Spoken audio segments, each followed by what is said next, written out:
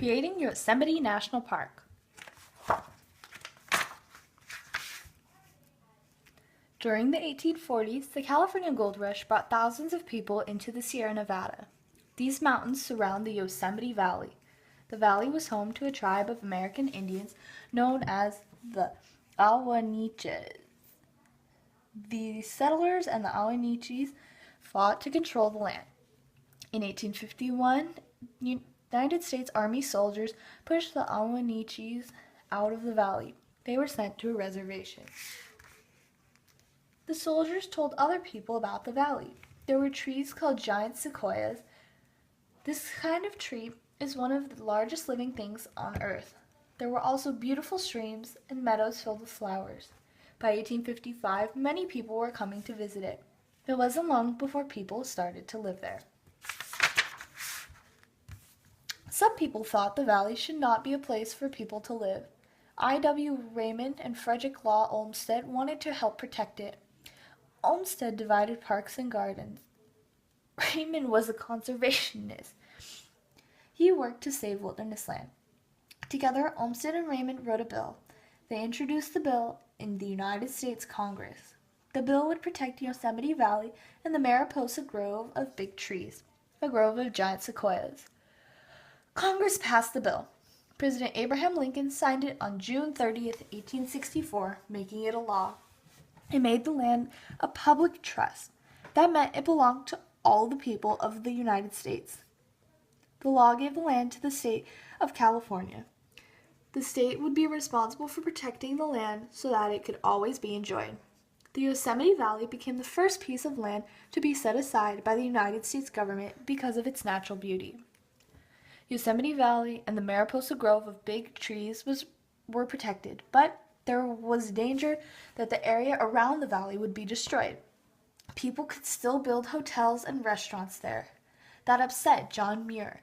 He came to Yosemite Valley in 1868.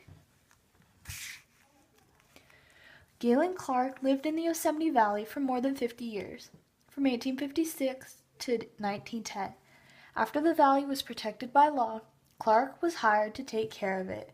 He was called the Guardian of Yosemite, and his salary was $500 a year. John Muir discovers Yosemite. John Muir was born in Scotland on April 21st, 1838. In 1849, his family moved to the United States. They settled on a farm in Wisconsin. John worked hard on his father's farm. He also explored the fields and woods around his home. In 1867, Muir decided to explore the world. He left Wisconsin and walked 1,000 miles to Florida. He then took a boat to Panama. He crossed Panama by land and boarded a boat heading to California. On April 1st, 1861, he arrived in San Francisco. That day, Muir set off on foot for Yosemite Valley. Here's how he described his first look at the valley. At my feet lay the great Central Valley of California, like a lake of pure sunshine, 40 or 50 miles wide, 500 miles long. From this large golden flower bed rose the mighty Sierra, miles in height, and so gloriously colored and so radiant it seemed not clothed with light, but made of it. Then it seemed to me that the Sierra should be called not the Nevada or Snowy Range, but the Range of Light. Muir lived in the Yosemite Valley for several years. When he arrived, the valley was unspoiled, but over time, sheep and cattle began to destroy the mountain meadows. Muir wanted to protect the area around the valley. He joined together with Robert Underwood Johnson, the editor of a popular magazine. They wrote articles about the beauty of the valley and the danger facing it. The two men knew that Congress had the power to protect the valley by law. They talked to members of Congress about saving it. Finally, in 1890, Congress formed Yosemite National Park. It was the second national park in the country. The first, Yellowstone National Park, had been formed in 1872. By law, the federal government controls a national park, protecting it from being settled or sold. The Yosemite Valley and the Mariposa Grove of big trees were owned by the state of California, so they were not part of Yosemite National Park. The park included a large piece of land that surrounded the valley and grove. Muir believed that all of the Yosemite area should be one park. Muir was helped by many people. One of these was Edward Harriman, who had made money building railroads. Muir and Harriman met with President Theodore Roosevelt. In 1906, Congress passed a bill that Roosevelt signed into law.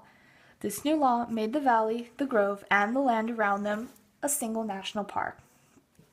John Muir helped create several national parks, including Yosemite, Sequoia, Mount Rainier, Petrified Forest, and Grand Canyon National Parks. For this reason, Muir is sometimes called the father of our national park system. Caring for Yosemite National Park.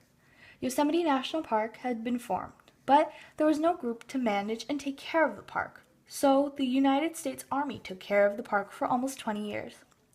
That changed in 1916 when Congress passed a bill that was signed into law by President Woodrow Wilson. The law formed the National Park Service. Its purpose is to keep safe the land, plants, and animals in the park, and it is to leave the parks unharmed for the enjoyment of future generations. The National Park Service invited different groups to come to Yosemite National Park. These groups taught visitors who came there. The University of California offered talks about the wonders of the park. In 1920, the Yosemite Free Nature Guide Service began offering hikes and talks with motion pictures. The Yosemite National Park Museum opened in 1922. Its exhibits teach about the park and encourage people to protect it. Yosemite National Park covers 748,542 acres in the Sierra Nevada range. Visitors can drive on 360 miles of paved roads. Hikers can walk 800 miles of developed trails. Water lovers can enjoy 880 miles of water and rivers and streams. Naturalists can find 40 kinds of reptiles and amphibians, 242 kinds of birds, 11 kinds of fish, and 77 kinds of mammals in the park. 1,400 kinds of flowering plants and 37 kinds of trees grow in the park. The highest peak in Yosemite National Park is Mount Lyell at 13,114 feet. Top spots at Yosemite. It would take weeks to really explore all of the roads and trails at Yosemite National Park. These are some of the sites. Yosemite Falls. The best time to see this 2,425-foot waterfall is in May or June. That's when melting snow turns it into a roaring waterfall.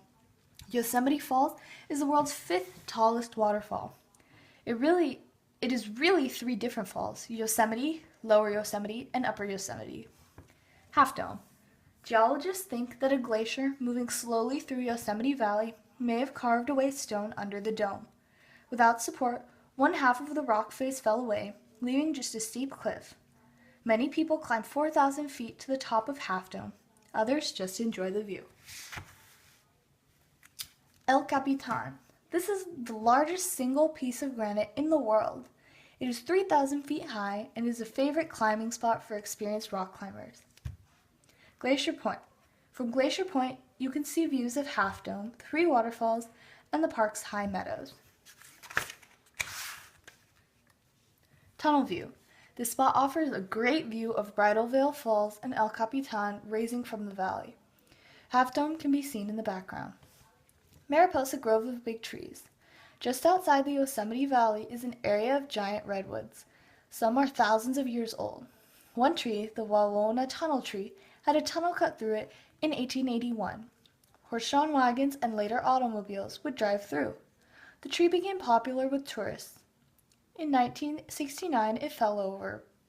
The decision was made to never again cut a hole in any of the trees in Yosemite. Tuolumne Meadows.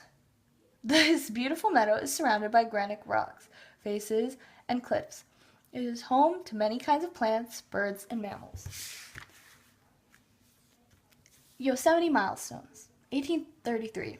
The Joseph Walker Party crossing the Sierra Nevada is the first group of settlers to see the Yosemite Valley. Although American Indians have lived in the valley for centuries, Walker reports that the mountains are impossible for people to climb down. 1851.